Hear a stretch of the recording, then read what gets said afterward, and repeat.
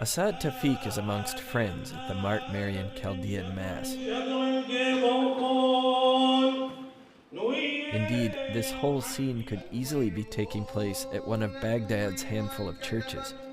But this isn't Baghdad, it's Chicago. You know, it's very hard, especially when you are 31 years, deciding like you need to leave Iraq due to the situation. Asad, his wife Anne, and son Juji are some of the thousands of Iraqi Christians to flee their homeland in the last few years because of increased violence against religious minorities. Suddenly they told like guns and terrorists go to the church, and they arrested around 80 Christians and in the time of the mass, and they killed more than 50. This is the first time like terrorists go to the church and kill people. Like many recent Iraqi Christian arrivals, Asad and Ann have settled in the quiet Chicago suburb of Skokie. They're the latest members of a diaspora that first took root in Illinois around 100 years ago. The bulk of these immigrants are divided into Chaldeans, Catholics, and Assyrians, a group of Christians from Iraq and other countries in that region. The couple's 3-year-old son Juji was born in Iraq, but is quickly getting acquainted with his new country.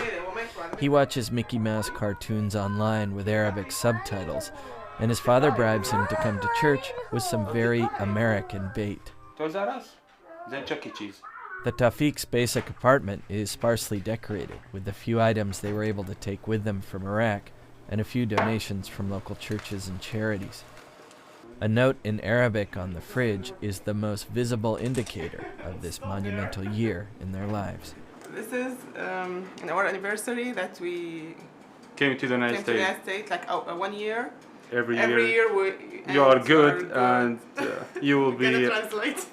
you will be like successful and progress, and hopefully you'll be engineering manager.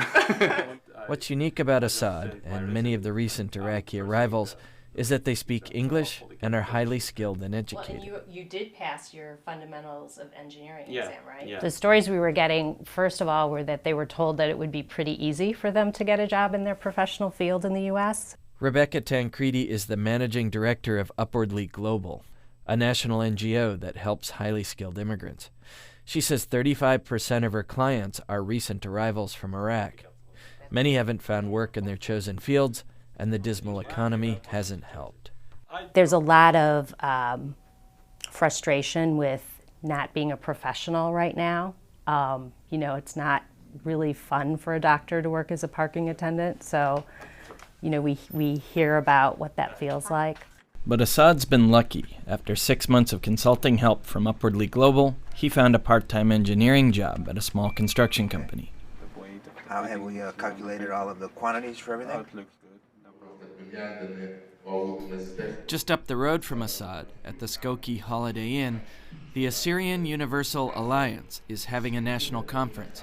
Iraqi Christians from around the United States are congregating here to discuss the violence against their brethren back home. If we don't figure something out now, if we don't find a solution for the Syrian problem in Iraq now, we're not going to see a solution. Mark Gishu is a lawyer born and raised in Chicago, although he clearly identifies with his Iraqi Christian heritage. I don't think the Syrian will ever say Chicago is absolutely their only home. There will always be an understanding that our history has been in the Middle East. So our home is there, although, you know, as refugees in a diaspora, we've made best in a city like Chicago. In many ways, Ishu wants what Asad Tawfiq had, a life in their ancestral homeland. But Tawfiq is on Ishu's turf now, and for his part, he's not looking back. Half of my life, so I lived in a dangerous area, so why should I continue my life there? So there is no reason. I need to see my life. I need a good future for my son and my family as well. For Time Video, I'm Jesse Hardman in Skokie, Illinois.